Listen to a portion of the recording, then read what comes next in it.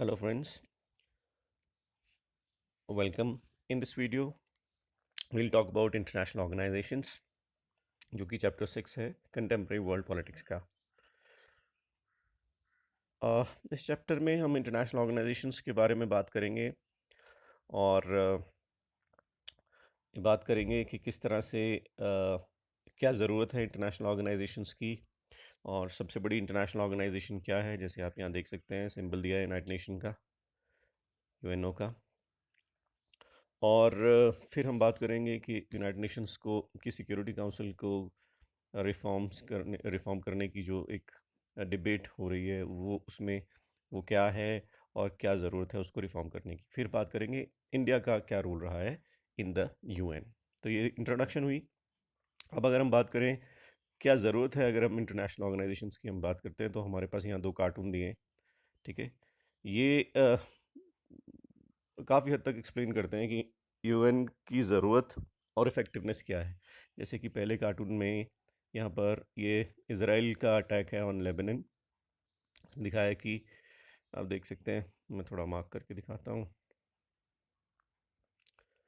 यह कि वॉर है और धुआं उठ रहा है और यूएन ने सिर्फ रीत्स रखी हैं वहाँ पे। ठीक है, तो ये आपको पता होगा, ये इंग्लिश ट्रेडिशन है, फूल चढ़ाते हैं गोला सा बना के फूल का किसी की डेथ पे। तो एक तरह से यूएन सिर्फ कंडोलेंसेस दे पा रहा है और वॉर को प्रिवेंट नहीं कर पा रहा है। दूसरी एक, ये जो दूसरा कार्टून है, दिस इज़ एक नेट कवर्ड दिखाया गया है जिसमें से जो यूएन सेक्रेटरी जनरल है, कोफी अन्नान इनका नाम था, ये एक वो आई थिंक इसको डिस्कस कहते हैं, उसको फेंकने की कोशिश कर रहे हैं, लेकिन एक छोटा सा एस्केप है, सिर्फ उसी में से फेंक पा रहे हैं और बाकी सब इसमें फंस गए। मतलब he is trying to help the world, but वो इफ़ेक्टिव नहीं है, राइट।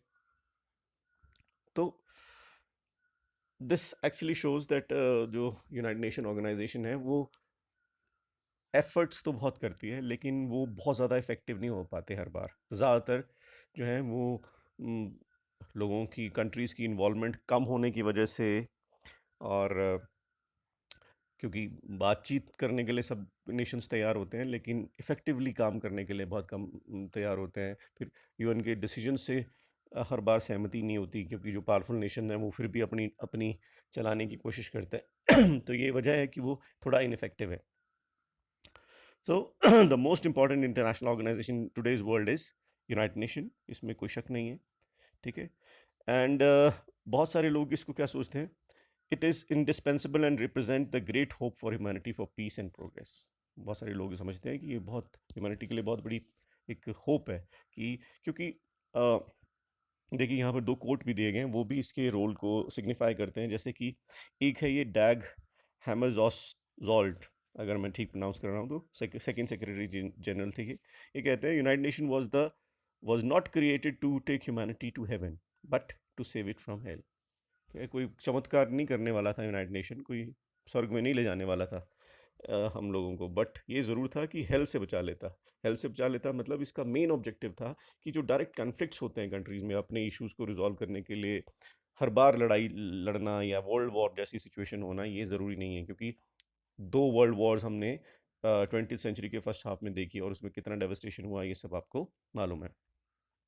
दूसरा, यहाँ पर एक और एक बड़ी लंबे सी स्पीच है शशि थरूर की, जो कि यूएन सेक्रेटरी जनरल थे for communication and public information. उसमें एक चीज़, चर्चिल की बात मैं सिर्फ हाईलाइट करूँगा। वो कहते हैं कि चर्चिल कहते हैं कि Georgia is better than war. कि मतलब बातचीत से अगर बेशक आर्गुमेंट भी हो, तो उससे अगर सोल्यूशन निकल आए, that is better than actually getting into direct conflict. तो नो डाउट जो यूएन है वो एक प्लेटफॉर्म देता है जहाँ से हम अपनी प्रॉब्लम्स को डिस्कस करके उसका सोल्यूशंस निकाल सकते हैं। ठीक है, so international organization are not the answers to everything, ये हम कह सकते हैं, but they are important. International organizations help with matters of war and peace. They also help countries cooperate to make living better. They can instant discuss contentious issues and find peaceful solutions. एक और ये हो सकता है कि जो हमारे issues चल रहे हैं उनको, उनके solution peacefully निकाले जा सकते हैं through dialogue. एंड ज़्यादातर जो दुनिया में जिस प्रॉब्लम का सोल्यूशन निकलता है वो बातचीत से निकलता है, ठीक है? वॉर से हर बात का सोल्यूशन नहीं निकल पाता। इनफैक्ट वॉर और ज़्यादा एनिमोसिटी को इनकरेज करती है, तो इसलिए इंटरनेशनल ऑर्गेनाइजेशंस का रोल जो है बड़ा इम्पोर्टेंट हो जाता है। और इंटरनेशनल ऑर्गेनाइजेशन और एक तरह से बड़ी हेल्पफुल हैं। वो क्या है कि दुनिया में सारी प्रॉब्लम्स सिर्फ अब वॉर की नहीं रही। हम सिक्योरिटी वाले चैप्टर में भी पढ़ेंगे इसको, है ना? कई ऐसी थ्रेट्स हैं जहाँ पर वॉर हो ही नहीं रही है। आज की जो सिचुएशन है जहाँ पर हम लोग स्टक हैं, है ना? जिसको हम आज कह रहे हैं कोविड-19 एंड लॉकडाउन एंड एवरीथिंग। तो पूरी दुनिया में आप देख रहे हैं क्या हो रहा है। तो अब कोई लड़ाई नहीं लड़ रहा है, कोई वॉर नहीं हो रही है। बट एक एक एक इंडिस एक इनडायरेक्ट वॉर है, एक डिस्गाइज्ड वॉर है जो चल रही है। तो ऐसे में कोई एक कंट्री अकेले अगर चाहे कि वो इस कोविड-19 का सॉल्यूशन कर लेगी या इसको कंटेन कर लेगी, this is not possible. For that you need cooperation of the people all over the world. तो इसीलिए हमने देखा दुनिया भर में लोग एक दूसरे की मदद कर रहे हैं। अमेरिका को कुछ दवाइयाँ चाहिए थी तो वो हमने भेजी, हमको मास्क चाहिए थे तो हमने बाहर से खरीदे। चीन ने अपने मास्क एंड ऑल जो पीपीई किट एंड एवरीथिंग वो बहुत जगह दुनिया में भेजे। तो इस तरह से हमको अच्छा दुनिया भर में इसकी दवाई ढूंढने की कोशिशें की जा रही हैं जितनी भी। तो ये सब चीज़ें जो हैं ये इकट्ठे मिलकर की जा सकती हैं, और अकेले कोई कोई नेशन ऐसा कुछ नहीं कर सकता, इसका सोल्यूशन नहीं निकाल सकता।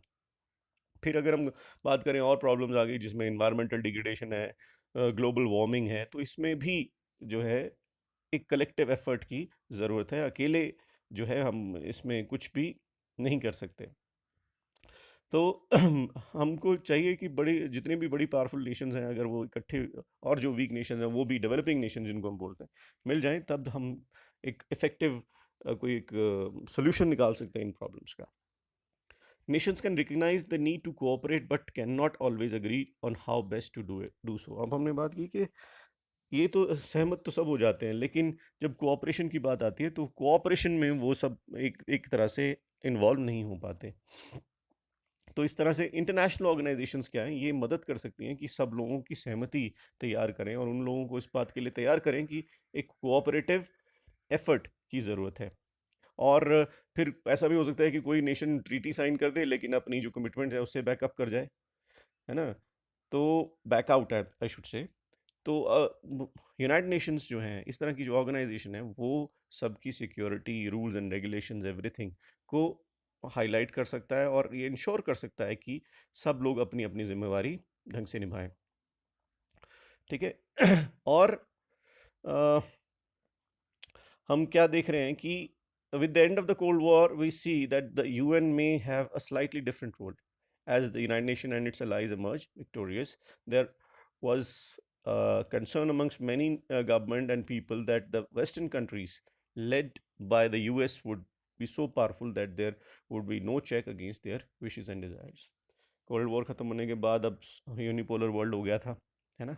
और उसमें अमेरिका अपनी हेजमनी दिखा रहा है ना? तो एक कोई ऐसी ऑर्गेनाइजेशन भी चाहिए, इफेक्टिव ऑर्गेनाइजेशन जो इसकी मनमानी को थोड़ा चेक कर सके, ठीक है?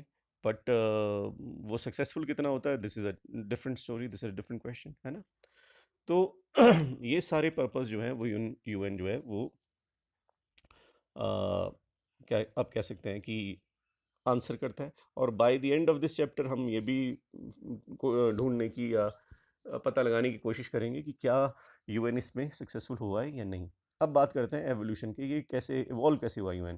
देखिए फर्स्ट वर्ल्ड वॉर में जो डेवस्टेशन हुआ उसके बाद एक कोशिश की गई एक ऐसी ऑर्गेनाइजेशन बनाने की जहाँ पर पीसफुली कन्फ्लिक्ट्स को रिजॉल्व किया जा सके और वॉर को अवॉइड किया जा सके। तो इसी वजह से लीग ऑफ नेशन बॉन्ड हुआ, राइट?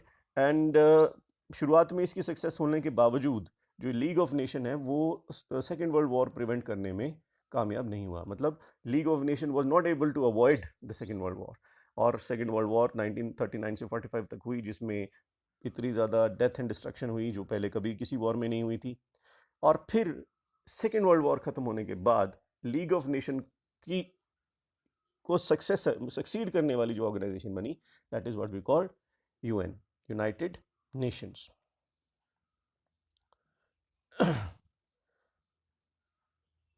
ऑर्गेनाइजेशन में क्या क्या हुआ, अब it was set up through a signing of the UN charter और 51 नेशंस ने इसको साइन किया। आप ये कह सकते हैं 51 फाउंडिंग मेंबर्स थे, है ना। एंड ऑब्जेक्टिव क्या था, मेन ऑब्जेक्टिव था यूएन का to prevent international conflict and facilitate cooperation among the state. सबसे मेन ऑब्जेक्टिव जब यूएन बना तो prevent international conflict and cooperation, facilitate cooperation among states. This was the main objective of the United Nations. और ये उम्मीद की जा रही थी इसको बनाने के बाद कि जो कन्फ्लिक्ट्स हैं स्टेट्स के बीच में उनको एक्चुअल वॉर में बदलने से रोका जाएगा।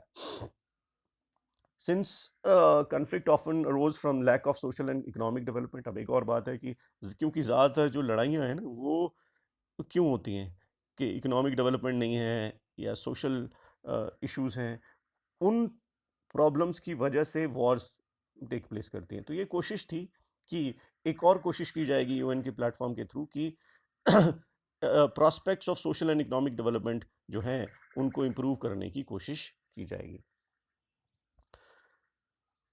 इसके बाद अभी एट प्रेजेंट 2006 का डाटा है हमारे पास। अभी एट प्रेजेंट 193 मेंबर स्टेट्स हैं यूएन के और लगभग सभी इंडिपेंडेंट स्टेट्स जो हैं वो इसके मेंबर हैं। और हर एक स्टेट को जनरल असेंबली एक ऑर्गन है जो जिसमें सभी मेंबर हैं, ठीक है, जनरल असेंबली। उसमें सभी मेंबर जो हैं वो उनको 1 वोट ईच मिलती है। और फिर एक सिक्योरिटी काउंसिल है हमारे पास जो सबसे पावरफुल ऑर्गन है यूनाइटेड नेशन का, जिसमें 5 परमानेंट मेंबर हैं। 5 परमानेंट वो कौन से हैं? United nation, United states, Russia जो कि पहले यूएसएसआर था उसका सक्सेसर स्टेट है, फिर यूनाइटेड किंगडम, फ्रांस, चाइना। तो ये आपके 5 जो हैं वो परमानेंट मेंबर हैं। और इनको परमानेंट सीट जो है क्यों मिली है? क्योंकि they were the most powerful nation after the second world war, और फिर वो जो जीतने वाली साइड थी उसके साथ साइड में थे, तो इस वजह से इनको परमानेंट जो सीट है वहाँ पर उस वक्त मिल गई। अब यूएन का मोस्ट विजिबल फिगर अगर हम फेस कह सकते हैं तो वो कौन होता है? सेक्रेटरी जनरल बोलते हैं उसको, ठीक है। तो सेक्रेटरी जनरल होता है। ये पुराना डाटा है। अभी एट प्रेजेंट जो है एंटोनियो गुटरेस जो है वो सेक्रेटरी जनरल है हमारे यूएन के, ठीक है।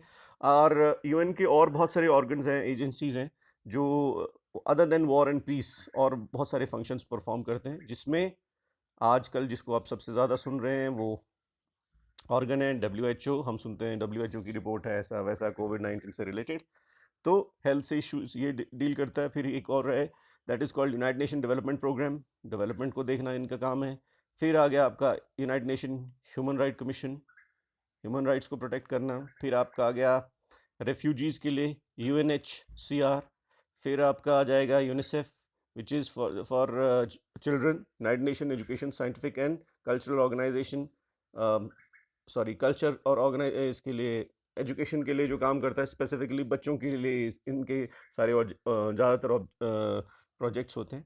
तो ये सारे के सारे फंक्शन जो हैं और एवोल्यूशन से रिलेटेड आप कह सकते हो बातें हैं अबाउट यूनाइटेड नेशन। यहाँ देखिए आप इस चार्ट में भी काफ़ी कुछ दिया है, अगर आप इसको ध्यान देंगे। सब ये सिक्योरिटी काउंसिल आ गया, दोबारा से एक बार मैं ब्रीफली बता देता हूँ। 5 परमानेंट मेंबर और 10 नॉन परमानेंट मेंबर हैं, ठीक है। तो जो 5 परमानेंट मेंबर हैं इनके पास वीटो राइट्स होते हैं, और जो 10 इलेक्टेड मेंबर होते हैं ये 2 साल के लिए इलेक्ट किए जाते हैं, फिर उसके बाद रोटेशन पे अगले आ जाते हैं।